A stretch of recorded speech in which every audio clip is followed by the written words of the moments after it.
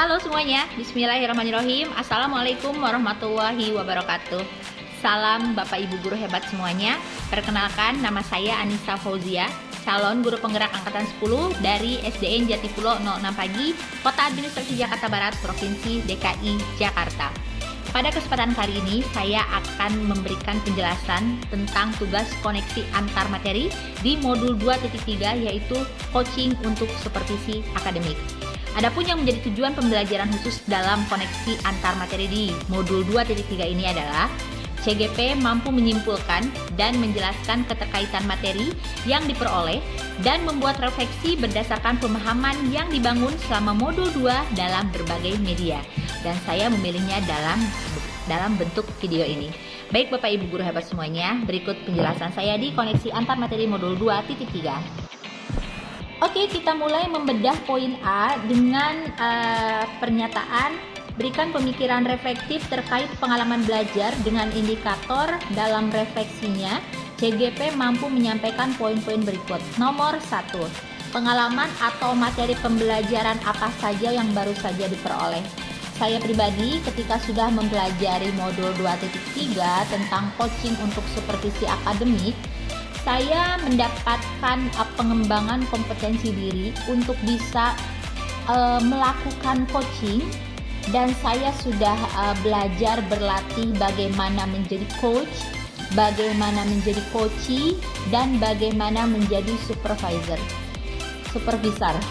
Ketiga peran ini memberikan saya banyak hal baru, bahwasanya ketika kita melakukan coaching itu beda prinsipnya dengan mentoring, konseling, ataupun memfasilitasi. Ini adalah hal baru yang saya dapatkan di modul 2.3, dan tentunya saya merasa hal ini penting untuk bisa diimbaskan dan saya lakukan di sekolah, karena bisa memaksimalkan potensi yang ada pada diri setiap coachee tentunya. Oke, pertanyaan yang kedua, emosi-emosi yang dirasakan terkait pengalaman belajar. Ya, yang pertama ketika saya mulai memasuki modul 2.3 tertantang ya. Saya merasa penasaran gitu. Oh, modul yang akan saya pelajari di 2.3 adalah tentang coaching untuk supervisi akademik. Ada rasa penasaran saya di sana tentang apa itu coaching. Apakah coaching itu sama dengan memberikan fasilitasi, dengan memberikan mentoring, konseling? Dan setelah saya merasa tertantang, ada timbul rasa cemas gitu, karena saya sudah melewati beberapa modul-modul sebelumnya di modul 1 dan juga modul 2. Kadang saya tidak menutup diri, ada yang merasa bingung atau belum paham semuanya. Apakah di modul 2.3 ini akan saya mengalami kesulitan? Itu adalah hal-hal yang wajar. Tetapi setelah saya merasa tertantang, kemudian timbul cemas tadi, akhirnya saya menjadi semangat ya, emosinya yaitu semangat apalagi ketika saya memasuki ruang kolaborasi, bisa bersinergi dan berkolaborasi dengan teman CGP yang lain, timbul rasa semangat saya untuk dapat berlatih dan memahami tentang materi coaching secara lebih mendalam. Oke, pertanyaan yang ketiga, apa yang sudah baik berkaitan dengan keterlibatan dirinya atau diri saya dalam proses belajar? Alhamdulillah, saya sudah bisa berkolaborasi dengan baik beserta teman-teman CGP saya yang lain dalam satu kelompok, yang mana saat itu sudah ditentukan oleh Bapak Fasilitator berdasarkan kedekatan sekolah kami, kedekatan lokasi tempat tinggal kami, dan memang alhamdulillah itu memberikan dampak bentuk kedekatan antara saya dengan CGP yang lain. Dan lagi saat itu kami melakukan kegiatan yang serupa, berlatih coaching untuk memenuhi tugas demonstrasi kontekstual. Kami bertemu secara langsung di satu tempat yang sudah kami tentukan. Di sana kami bisa berdiskusi, sharing tentang hal-hal seputar coaching, dan itu merupakan hal baik yang sudah saya laksanakan dan sudah saya rasakan di modul 2.3 ini. Oke, sekarang untuk pertanyaan yang keempat, apa yang perlu diperbaiki terkait dengan keterlibatan diri saya dalam proses belajar? Yaitu ketika saya menjadi mencoba melakukan coaching dan saya menggali potensi yang ada pada diri coach gitu ya. Hal yang perlu saya tingkatkan adalah bagaimana saya bisa lebih untuk mengoptimalkan potensi yang ada pada diri setiap coachee. Dan kadang-kadang masih ada rasa pada diri saya tuh untuk memberikan solusi, padahal pada coaching ini coach tidak memberikan solusi, tapi coach ini hanya untuk memaksimalkan apa yang sebenarnya ada pada diri coachee gitu. Nah, ini yang harus saya perbaiki dan harus saya tahan-tahan, harus saya sadari bahwa posisi atau tugas dari coach itu tidak untuk memberikan solusi. Nah, ini yang harus saya perbaiki, dan ketika saya menggali pertanyaan dengan jawaban-jawaban dari coach yang mungkin dangkal gitu, harus saya bisa gali lebih dalam tanpa saya bisa memberikan solusi seperti itu. Oke, pertanyaan yang kelima adalah keterkaitan terhadap kompetensi dan kematangan diri. Oke, keterkaitan dengan kompetensi dan keterlibatan diri, yaitu saya berharap setelah mempelajari modul 2.3 tentang coaching dan supervisi akademik ini, saya bisa mencoba untuk melakukan prinsip coaching dengan alur tirta tentunya, yang mana tirta itu kan seperti tujuan, kemudian mengidentifikasi, membuat rencana aksi dan bertanggung jawab. Itu sudah sangat sistematis sekali dan jelas gitu alurnya. Tetapi bagaimana cara saya untuk bisa melakukan coaching dengan alur tirta, tetapi si coach itu tidak perlu tahu dan kita tidak perlu menjelaskan bahwa saya sedang melakukan coaching melalui alur tirta. Jadi bagaimana saya harus bisa meleburkan gitu ya alur tirta ini ke dalam coaching saya, dan saya nantinya terhadap kematangan diri pribadi supaya yang tadi saya bertindak sebagai coach yang mampu untuk mensejajarkan coaching seperti itu, dalam artian prinsip coaching kemitraan, kemudian juga ada proses kreatif dan dapat memaksimalkan potensi dari setiap coaching. Nah, kemudian saya juga harus terhadap kematangan diri saya pribadi dalam menumbuhkan paradigma berpikir coaching, yaitu fokus pada coaching atau rekan yang akan dikembangkan, tidak fokus pada hal-hal lainnya. Dan saya harus bisa memikirkan pikiran kosong saya untuk saat melakukan coaching dan supervisi akademik. Kemudian saya juga harus bersikap terbuka dan ingin tahu, memiliki kesadaran diri yang kuat dan mampu melihat peluang baru dan masa depan dari coaching dalam sesi coaching yang saya lakukan. Itu adalah pertanyaan-pertanyaan yang ada di poin A. Ada 5 pertanyaan. Dan sekarang kita lanjutkan ke poin yang B. Oke, poin yang B adalah pernyataannya analisis untuk implementasi dalam konteks CGP dengan indikator. Dalam refleksinya, CGP menyampaikan analisis terkait topik dengan indikator sebagai berikut. Yang pertama, memunculkan pertanyaan kritis yang berhubungan dengan konsep materi dan menggalinya lebih jauh. Ya, dari modul 2.3 coaching untuk supervisi akademik, memunculkan pertanyaan kritis bagi saya adalah bagaimana agar prinsip coaching dan supervisi itu dapat diterapkan dalam kegiatan supervisi di sekolah. Nah, kenapa memunculkan pertanyaan kritis ini untuk saya? Karena berdasarkan pengalaman yang saya alami, jadi dalam kegiatan supervisi di sekolah itu kasarnya hanya sebagai pemenuhan proyek atau kegiatan saja. Yang penting kegiatan supervisi terpenuhi. Ada dokumentasinya, ada foto-fotonya, ada modul ajarnya, ada persiapan media, metode, kemudian nanti ada dokumentasi, ya seperti itu. Bukan lebih untuk menggali gitu ya. Jadi harus ada tahapan pra-observasi, kemudian selama pelaksanaan, dan nantinya juga ada tahapan pasca observasi. Itu yang harus lebih ditingkatkan dan digali. Nah, kenapa pernyataan ini muncul? Saya harap mudah-mudahan setiap pemimpin pembelajaran atau katakanlah kepala sekolah yang melakukan supervisi akademik ini memiliki konsep atau kematangan pemahaman materi tentang coaching untuk supervisi akademik ini. Nah, Oke, sekarang pertanyaan yang kedua. Mengolah materi, yaitu mengolah materi yang dipelajari dengan pemikiran pribadi sehingga tergali wawasan atau insight yang baru. Nah, saya percaya bahwa pembelajaran itu harus berpihak pada murid.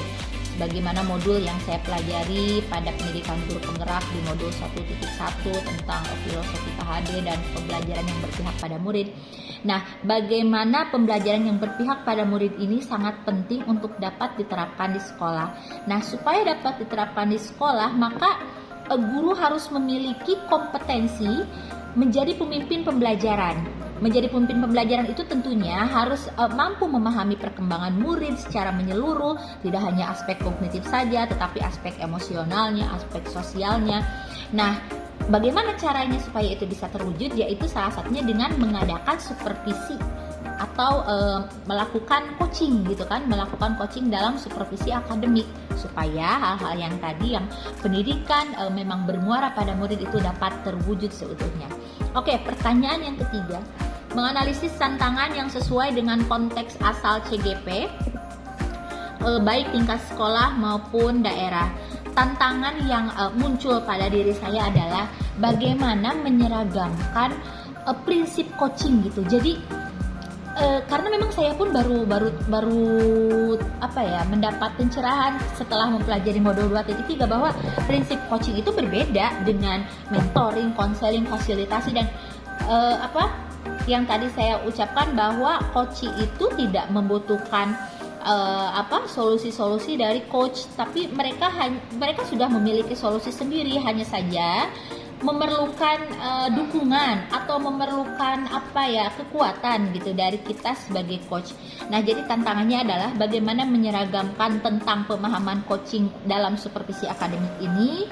Bagaimana saya setelah memahami modul 2.3 ini supaya bisa mengimbaskannya kepada teman-teman atau rekan kerja di sekolah saya, termasuk mungkin di sini adalah kepada atasan atau kepada kepala sekolah saya. Itu adalah tantangannya untuk saya. Oke, untuk yang nomor terakhir atau nomor 4 pada poin D, yaitu pertanyaannya memunculkan alternatif solusi terhadap tantangan yang diidentifikasi. Nah, tentunya tantangan yang sudah tadi saya sampaikan bagaimana supaya ada keseragaman pemahaman tentang coaching, yaitu melalui sosialisasi, yaitu melalui kegiatan belajar bersama, saling berbagi gitu. Jadi saya ingin mengimbaskan hal-hal yang saya ketahui dan saya pahami tentang modul 2.3 coaching supervisi akademik ini kepada rekan-rekan kerja saya di sekolah, baik itu melalui obrolan ringan gitu ketika di kantor misalnya, atau memang dalam forum khusus dalam komunitas praktisi atau komunitas belajar saya di hari Selasa, yang saya bilang Selasa belajar atau sebel gitu di sekolah saya. Dan saya juga tentunya harus mampu menjadi contoh atau tauladan untuk rekan-rekan kerja saya. Bagaimana nih ketika seorang Bu Nisa melakukan coaching dengan anak murid, bagaimana murid yang katakanlah sedang memiliki problem itu mampu memunculkan hal-hal positif dalam dirinya dan dia memunculkan ide-ide untuk menghadapi permasalahannya sendiri tanpa saya ikut campur dan apalagi memberikan solusi yang sebenarnya dalam coaching itu tidak ada. Oke, seperti itu. Kita lanjut ke poin yang C atau yang ketiga. Oke, kita sampai di poin yang terakhir atau poin C dengan pernyataan membuat keterhubungan dengan indikator refleksi yang CGP buat memunculkan koneksi dari pembelajarannya dengan poin-poin yang berikut. Yang pertama yaitu pengalaman masa lalu. Nah, dari pengalaman masa lalu yang saya alami bahwa ketika saya disupervisi oleh kepala sekolah ketika saat saya ngajar atau misalnya ketika saat saya memberikan bimbingan kepada anak murid, itu hanya sebatas untuk memenuhi kebutuhan penilaian saja. Seperti yang tadi sudah saya sampaikan, tidak luput dari pengumpulan administrasinya dulu, tidak lupa dari foto-fotonya, kemudian saya dokumentasikan, saya laporkan seperti itu. Saya tidak mendapatkan dampaknya gitu, dan saya tidak mendapatkan percakapan di pra observasi dan pasca observasi gitu, utamanya di pasca mungkin ya, karena sebenarnya saya membutuhkan umpan balik dari hasil supervisi yang dilakukan oleh kepala sekolah gitu, tetapi saya tidak mendapatkan itu. Setelah selesai supervisi ya sudah selesai gitu. Paling biasanya hal-hal yang dikomentari itu adalah terkait misalnya penataan kelas, bangku, sapu. Memang itu pun alhamdulillah gitu, tapi lebih kepada hal-hal lain yang memang berhubungan untuk memaksimalkan potensi dari diri murid. Itu adalah pengalaman masa lalu saya. Nah, kemudian untuk pertanyaan yang kedua yaitu bagaimana penerapan di masa yang akan datang. Saya berharap kegiatan supervisi ini memang benar-benar harus dijadikan sebagai salah satu tujuan dalam peningkatan kompetensi guru untuk bisa mengoptimalkan kemampuan yang ada di dalam murid dan dalam bidang akademik. Tentunya prinsip-prinsip coaching itu harus dimunculkan ya, seperti kemitraan, proses kreatif dan memaksimalkan potensi, serta paradigma berpikir coaching. Fokus pada coaching atau rekan yang akan dikembangkan, bersikap terbuka dan ingin tahu, memiliki kesadaran diri yang kuat, serta mampu melihat peluang baru dan masa depan. Itu adalah penerapan di masa yang akan datang.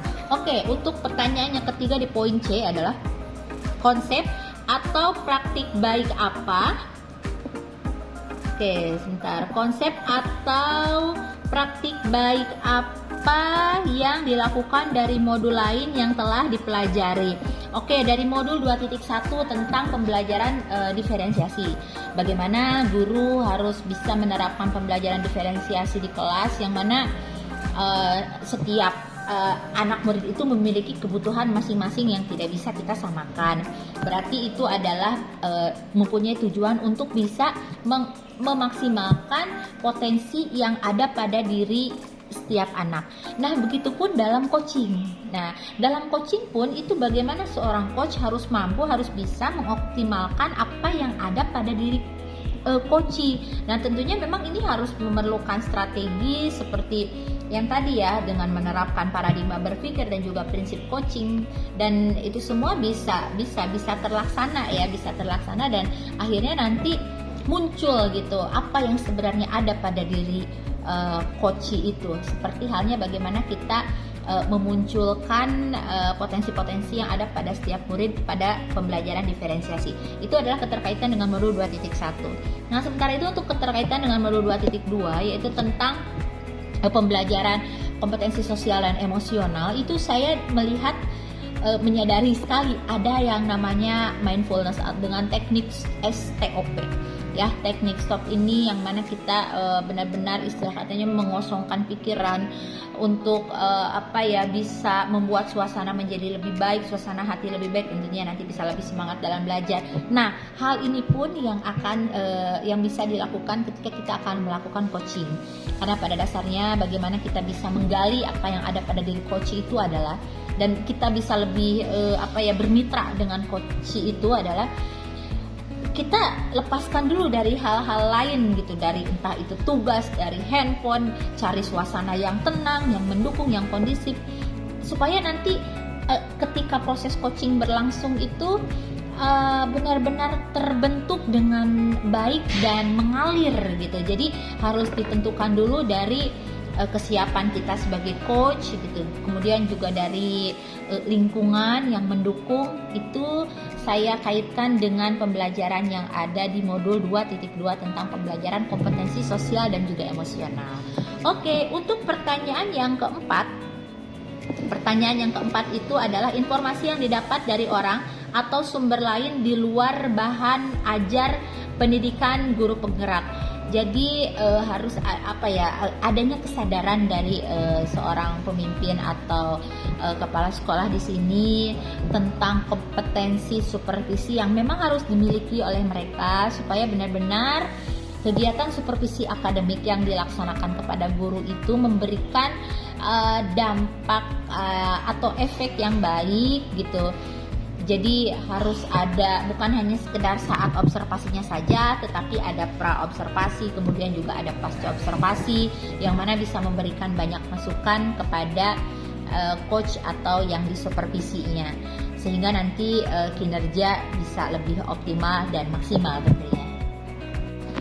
Oke, Bapak Ibu guru hebat semuanya, saya sudah menyampaikan koneksi antar materi dari modul 2.3 tentang coach untuk coaching untuk supervisi akademik dengan 3 poin pertanyaan ABC dengan masing-masing pertanyaan ada di poin A ada 5, di poin B ada 4, dan di poin C ada 4 juga. Saya berharap mudah-mudahan pemahaman yang sudah saya dapatkan di modul 2.3 ini, kemudian saya sudah sampaikan melalui tugas koneksi antar materi 2.3 ini dapat memberikan hal baik dan berdampak baik, utamanya untuk diri saya sendiri sebagai seorang guru yang insya Allah mungkin nanti bisa saya imbaskan kepada teman-teman saya di rekan kerja saya di sekolah, dan saya besar harapan saya juga dapat bermanfaat untuk Bapak Ibu guru lain yang hebatnya sama dan bahkan lebih hebat daripada saya. Oke, demikian yang dapat saya sampaikan. Mohon maaf jika ada kesalahan dan kekurangan. Salam guru penggerak, tergerak, bergerak, dan menggerakkan. Salam CGP Angkatan 10, tangguh dan pantang mengeluh. Demikian, wabillahi taufiq wal hidayah. Wassalamualaikum warahmatullahi wabarakatuh.